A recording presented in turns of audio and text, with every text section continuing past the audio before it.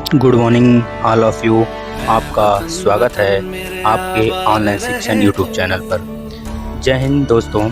आज एक बहुत खुशी उल्लास से मनाया जाने वाला दिन है। जैसा कि आप लोग को पता है 151 नंबर का गांधी जयंती, इसको पूरा भारत धूमधाम से मनाता है। जैसा कि आप लोग को पता है कितने लोग गांधी जी की पूजा भी करते हैं और करनी भी चाहिए हम लोग को, क्योंकि आज उन्हीं की देन है कि आज हम लोग अपने स्वतंत्रता पूर्वक सारे काम कर सकते हैं। जिसमें आपको पता होगा आपके संविधान में जो DPSP direct principle of state policy भाग 4 जो उसमें अधिकतम सारी बातें कही गई हैं वो गांधी जी के चरित्र पर, अहिंसा पर ही आधारित है। तो हम लोग आज जो भी बातें करेंगे बिल्कुल भी इसमें गांधी जी का ही जिक्र हुआ होगा।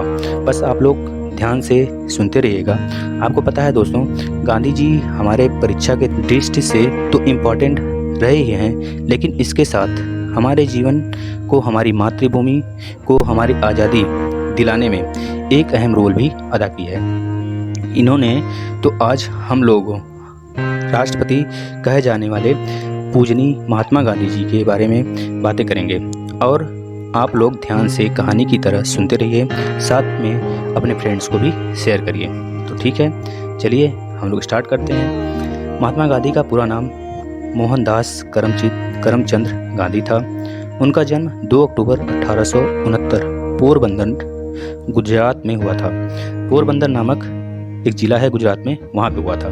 वे भारतीय स्वतंत्रता संग्राम के पितामह तथा विदेशों में लोगों के अध्ययन का विषय हैं। आइए इस लेख के माध्यम से गांधी जी के बारे में रोचक और रुचिकर बनाने वाले रहस्य को जानते हैं। मोहनदास करमचंद गांधी यानी महात्मा गांधी का जन्म 2 अक्टूबर 1869 को पोरबंदर गुजरात में हुआ था। यह वर्ष गांधी जी का 191वीं जयंती को चिन्हित करेगा। यह भारत में राज्यों और राज्य क्षेत्रों में मनाया जाता है और आधिकारिक तौर पर घोषित राष्ट्रीय छुट्टियों में से एक है। जैसा कि हमें पता है, महात्मा गांधी जी को भारत का राष्ट्रपिता भी कहा जाता है। देश को स्वतंत्रता दिलवाने में महात्मा गांधी की विशेष भूमिका रही है। गांधी जी के पिता का नाम करमचंद गांधी था, जो कि राजकोट के दीवान थे, और इनकी माता का नाम पुतलीबाई था। गांधी जी ने स्वतंत्रता के लिए हमेशा सत्य और अहिंसा का प्रयोग यानी कि मार्ग चुना है और कई सारे आंदोलन भी किए हैं। अब उनके आंदोलन के बारे में हम जानेंगे। ध्यान से आप लोग सुनते रहिए। 30 जनवरी को गांधी जी को नाथूराम गोडसे ने गोली मारकर हत्या कर दी थी। इसलिए हर वर्ष भारत में 30 जनवरी को शहीद दिवस के रूप में मनाया जाता है। गांधी जी की मातृभाषा गुजराती थी। गांधी जी ने अल्फ्रेड हाई स्कूल राजकोट से पढ़ाई की थी। गांधी जी का जन्मदिन 2 अक्टूबर अंतर्राष्ट्रीय अहिंसा दिवस के रूप में भी विश्व भर में मनाया जाता है। वह अपने माता पिता के सबसे छोटे संतान थे। उनके 2 भाई और 1 बहन थी। गांधी जी के पिता धार्मिक रूप से हिंदू तथा जाति से बनिया थे। माधव देसाई गांधी जी के निजी सचिव हुआ करते थे। गांधी जी की हत्या बिरला भवन के बगीचे में हुआ था। यह आपको पता होगा, आप लोग हिस्ट्री के माध्यम से ये सारी बातें पढ़े भी होंगे। गांधी जी और प्रसिद्ध लेखक लियो टोल्स्टॉय के बीच लगातार पत्र व्यवहार हुआ करता था। उनके बीच बातें हुई करती थी। कोई भी बातें होती थी तो पत्र के माध्यम से हुआ करती थी। गांधी जी ने दक्षिण अफ्रीका के सत्याग्रह संघर्ष के दौरान जोहान्सबर्ग से 21 मील 21 माइल दूर एक 1100 एकड़ की छोटी सी कॉलोनी टॉलस्टॉय फार्म स्थापित की थी। वहीं पर वह रहा करते थे। 9 जनवरी 1915 में वह भारत आते हैं। 9 जनवरी को भारत में प्रवासी भारतीय दिवस के रूप में भी मनाया जाता है, हर साल मनाया जाता है। गांधी जी के 4 बेटे थे, देवदास गांधी, रामदास गांधी, मणिलाल गांधी, हीरालाल गांधी, और एक मुंह बोली बेटी भी हुआ करती थी, जिसका नाम गांधी जी ने प्यार से तारा गांधी रखा था। गांधी जी 1893 में दक्षिण अफ्रीका गए थे। लगभग 15 साल की यात्रा उन्होंने अपनी दक्षिण अफ्रीका में ही की। गांधी जी का प्रथम सत्याग्रह 1906 में दक्षिण अफ्रीका में हुआ था। गांधी जी ने साबरमती आश्रम की स्थापना 1916 में गुजरात के अहमदाबाद में किए थे। अहमदाबाद में ही गांधी जी के साथ उनके चरखे की भी प्रतिमा का एक भव्य रूप बनाया गया है। आप लोग देख सकते हैं, हर साल टूरिज्म की भीड़ वहाँ पे उमड़ा करती है। जैसा कि आपको पता है दोस्तों, हर साल हमारे पीएम भी, जो भी कार्यरत पीएम होते हैं, वो गांधी जी के जयंती पर हर साल कोई ना कोई प्रोग्राम अहमदाबाद में किया करते हैं। अब आगे देखते हैं हम लोग।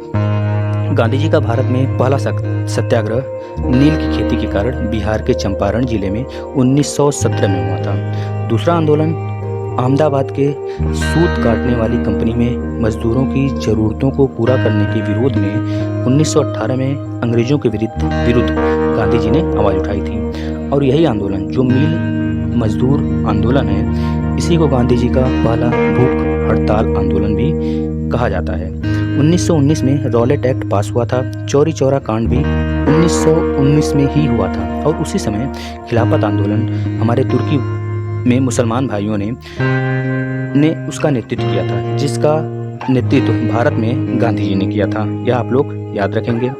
असहयोग आंदोलन 1920 में, यह पूरी तरह से अहिंसा पर आधारित थी दोस्तों, गांधी जी ने लागू किया था। जो असहयोग आंदोलन था वो 1920 में गांधी जी ने चलाया था। और यही आंदोलन 5 जनवरी 1922 को यूपी के गोरखपुर के चौरी चौरा में पुलिस थाना जला दिया जाता है। यही आंदोलन जो अहिंसा का रूप ले लेता है और बाद में इसमें लगभग 22 पुलिसकर्मी मारे जाते हैं। एक अहिंसा का रूप ले लेने के कारण फिर क्या होता है, गांधी जी ने इसे 11 फरवरी 1922 को असहयोग आंदोलन को इस असहयोग आंदोलन को वापस ले लेते हैं, जिससे आईएनसी के कुछ नेता और कुछ उग्रवादी भारत के क्रांतिकारी नेताओं ने गांधी जी का विरोध किया। जैसे भगत सिंह, चंद्रशेखर, राजगुरु, सुखदेव नाराज हो जाते हैं। अब नेक्स्ट देखते हैं। 1930 में गांधी जी ने दांडी यात्रा शुरू किया, वो भी केवल 78 लोगों के साथ। सिर्फ 24 दिनों की यह यात्रा 6 अप्रैल 1930 आते आते लाखों की संख्या में गांधी जी के साथ देने वाले उमड़ती हुई भीड़ के साथ उनके पीछे पीछे हो जाते हैं। 6 अप्रैल 1930 को यह आंदोलन अहमदाबाद में दांडी में नमक उठाकर गांधी जी ने अपना इस कसम को पूरा किया। 1930 में ही गांधी जी ने सविनय अवज्ञा आंदोलन भी चलाया था, जैसा कि आप सभी लोग जानते होंगे। इस टाइम उनके साथ सरोजिनी नायडू भी काम करना स्टार्ट कर दी थी। देखा जाए दोस्तों तो सरोजिनी नायडू आईएनसी की पहली महिला अध्यक्ष कानपुर के अधिवेशन में 1925 में आईएनसी की अध्यक्षता की थी। 1930, 1931, 1932 यह तीनों गोलमेज सम्मेलन में, केवल 1931 वाले गोलमेज सम्मेलन में हमारे गांधी जी ने 20 सूत्री मांग को लॉर्ड इरविन के सामने रखने के लिए राजपुताना एरोप्लेन से वह लंदन जाते हैं। बाकी तीनों गोलमेज सम्मेलन में मात्र एक भारतीय, हमारे पहले कानून मंत्री भीमराव अंबेडकर जी पार्टिसिपेट करते रहते हैं। यह दलितों के मसीहा भी कहे जाते हैं। 1932 में गांधी जी और अंबेडकर जी के बीच पूना पैक्ट की संधि होती है, जिसमें अंबेडकर जी दलितों के लिए एक अलग से इलेक्टोरल की मांग करते हैं, लेकिन बाद में गांधी जी उन्हें समझाते हैं और वह मान जाते हैं। बहुत सारे उन दोनों के बीच में समझौता होता है, जिससे कि गांधी जी और अंबेडकर जी के बीच में एक समझौता होता है, जिसे हम लोग पूना पैक्ट के नाम से जानते हैं। 1924 में कर्नाटक के बेलगांव में 40वें नंबर का आईएनसी यानी कि इंडियन नेशनल कांग्रेस की अध्यक्षता यह किए थे। यह एकमात्र गांधी जी की आईएनसी की अध्यक्षता होती है। आप लोग इसे ध्यान से याद रखेंगे। 1942 में भारत छोड़ो आंदोलन यानी यह क्रिप्स मिशन की असफल होने पर गांधी जी द्वारा चलाया गया और नारा दिया गया, करो या मरो, डू और डाई। क्रिप्स मिशन 1928 में आता है। इसके विरोध में लाला लाजपत राय जी की लाठी लगने से मृत्यु हो जाती है। बाद में भगत सिंह इसका ही विरोध करने के लिए, इनका प्रतिशोध लेने के लिए सॉन्डर्स की हत्या कर देते हैं। क्रिप्स मिशन को गांधी जी ने पोस्ट डेटेड चेक भी कहा था, मतलब एक्सपायर डेट। इसे लॉलीपॉप के नाम से भी उन्होंने पुकारा था, जिसे अंग्रेजों ने हमें चूसने के लिए थमा दिया था। गांधी जी को अर्धनग्न फकीर की संज्ञा किसने दी थी, तो बताएंगे चर्चिल ने गांधी जी को अर्धनग्न फकीर की संज्ञा दी थी।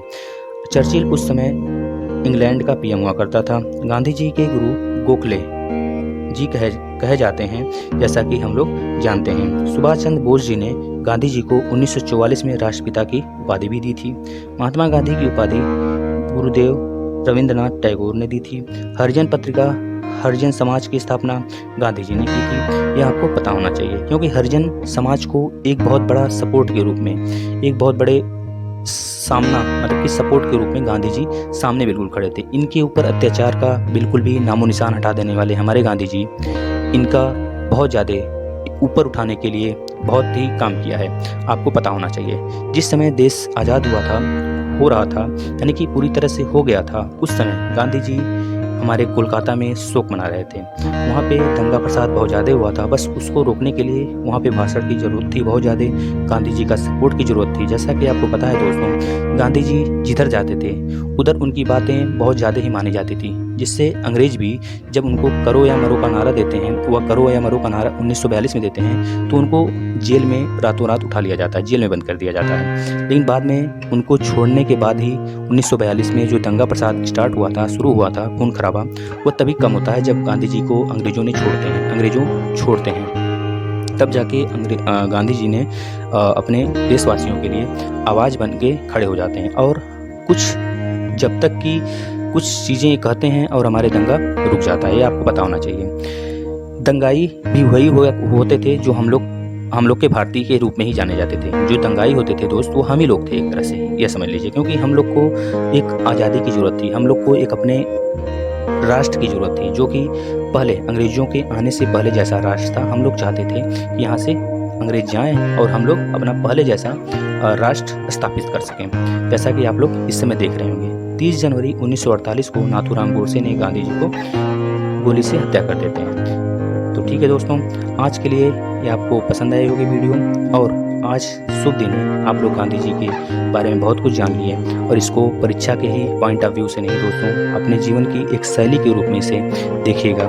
तो यह रही गांधी जी से रिलेटेड सारी बातें। दोस्तों आप लोग इस वीडियो को शेयर करिए, और लाइक नहीं किए तो लाइक करें, और अपने दोस्तों को भी बता दें कि यहाँ पे गांधी जी के बारे में सारी सब कुछ जो क्वेश्चन के माध्यम से हो, परीक्षा के पॉइंट ऑफ व्यू से हो, हमारे जीवन के शैली से कुछ सीखने के लिए हो, तो हम लोग यहाँ से पढ़ सकते हैं। तो थैंक यू दोस्तों।